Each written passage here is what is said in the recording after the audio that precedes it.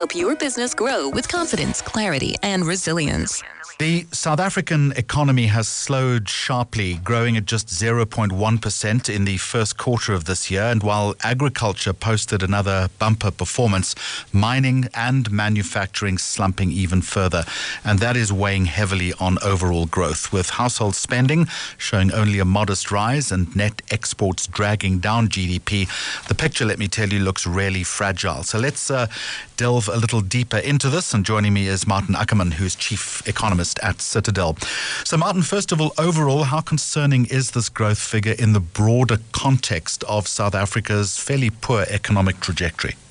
Yes, hi Jeremy, thanks for the opportunity. Unfortunately, this is just kicking the can down the road. A very similar picture like we've seen over the last how many quarters, where the important sectors like mining, manufacturing, and construction are really not growing, and where we print, sub 1% growth. So if you think about the quarter, 0.1%, we can argue that's no growth. And for the year to the end of March, that was 0.8. Now, that's the sub one that I referred to, and we've been there for the last how many years. The problem is that at the same time, the population is growing at almost double that number. So population growth is around about 1.5%. So although economically speaking, we're not in a recession, we are actually in a per capita recession because we're adding more people every year than goods and services. So this talks to, what we've unpacked so many times, but the slow reform and the fact that a lot of the structural issues are still keeping the economy back from getting to growth of 2.5% to 3%. And that's a real concern because at the same time, the world outlook is also changing to the negative. So, Maarten, I want to look at manufacturing, agriculture and mining in just a moment, but of more concern, 7 out of 10 manufacturing divisions posting decline. Again, something that we were expecting, but this has now become more of a structural issue rather than a cyclical one, surely. Yes, no, definitely. So those industries are facing unfortunately, some of the structural issues directly. I always say if you look at something like, you can argue agriculture as well, but agriculture is the fastest growing industry in South Africa since 2010. It just shows how resilient that industry is despite not only the logistical and structural issues, but also weather conditions. Now, take all of that away and you look at manufacturing specifically, they are the ones that really need everything to work for them to actually pick up speed.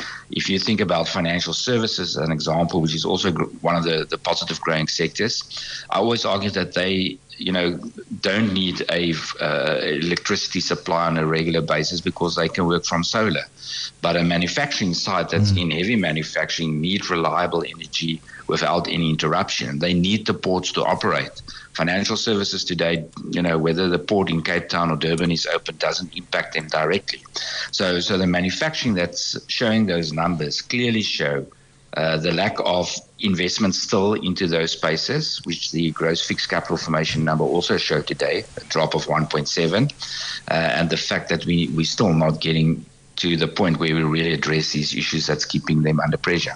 So very good news, as you say, about agriculture, but how sustainable is the performance and what are the risks that lie ahead, given that agricultural basket, particularly as far as exports is concerned, is limited to very few products? Yes, so we know that agriculture is very volatile. So although it's the fastest growing industry, it can swing around double digits up and down. We know that. So we can't bank on another double digit quarter after quarter.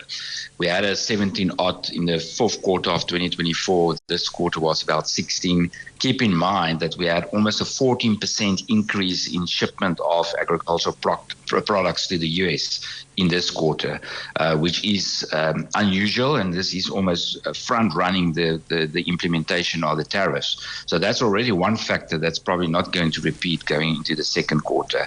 I think agriculture, unfortunately, is not a silver bullet that we can bank on. It is still a very small sector. Fortunately, it's now it actually moved past construction. Unfortunately for construction, but now agriculture is the second smallest industry in the economy. It's about 3% of GDP, and construction slipped now into the smallest of only 2% of GDP.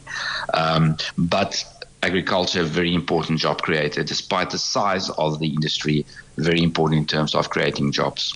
Now, household consumption, if I read these numbers correctly, rose but very modestly. Would this be a sign that consumer resilience is still holding up, or is it just simply a case of isolated improvements? Yeah, so it's not great. That 0.4% is definitely on the low side. We're still a consumer-based economy.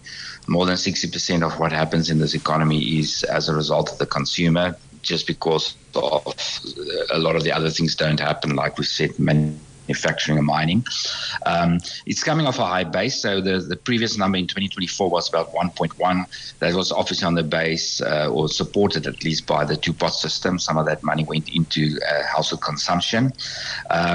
But yeah, it shows of a consumer that's under pressure, because our consumption numbers can be much better than that, at least 1.5% to 2%. So that talks to unemployment. It talks to the cost of living, the fact that our interest rates are coming down very slowly. So hopefully this last cut that we saw will pay some relief for consumers going into the second quarter. But at least, we had 4 positive numbers in a row, so it shows that the consumer at least keep their heads above water despite a very difficult environment. And Maarten, let me ask you about net exports as far as the country is concerned. A bit of a drag. Is it a temporary trade imbalance, do you think, or maybe something a little more systemic in our global competitiveness? Yeah, so we battle with global competitiveness, unfortunately. And a lot of those issues are still capacity at the ports. So if you're in an environment like we've been over the last quarter, where you forget about South Africa, but the whole world's been rethinking how and where and with whom they're trading, we're part of that mix. And then on the other hand, we battle in terms of just efficiently exporting whatever we've got on this side. So irrespective of what's happening with the rest of the world going forward in terms of new trading relationships, we need to speed up the improvement at the ports, because we actually want to be in business. If the world starts to trade with different trading partners, this whole thing about China +1, there's no reason why we can't be that +1 for many countries.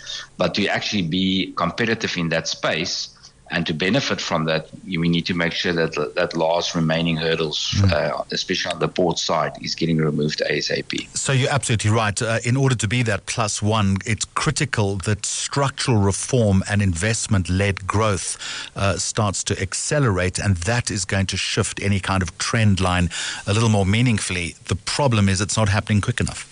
Yes, so again, today the gross fixed capital formation number speaks to that. That number shows where the private companies and public SOEs are reinvesting back into the economy.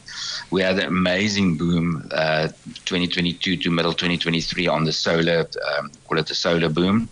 But since then, negative prints every quarter. So that's a reflection, and quite a bad one for this quarter, of down -1.7. Now, we know that this quarter, companies were facing a lot of things, uncertainty around Trump and his tariffs, the budget that didn't get approved, the tension in government of national unity. But that's so important that we actually address all those issues, because it just shows how quickly then companies are sitting on their hands and they don't invest. And if we don't invest, we're not rebuilding capacity for this economy 5-10 years down the line to actually grow at 3% plus. So that number currently sitting sub 15% of GDP. We used to be close to 25%, and we need to get there ASAP. And that's the only way that we are going to see all industries benefiting going forward. Maarten Ackerman, thank you as always for that insight. Chief Economist at Citadel. We'll talk again. I appreciate your time. Hot Business is powered by Standard Bank Business and Commercial Banking. Hot 102.7, playing Joburg's best old school and R&B.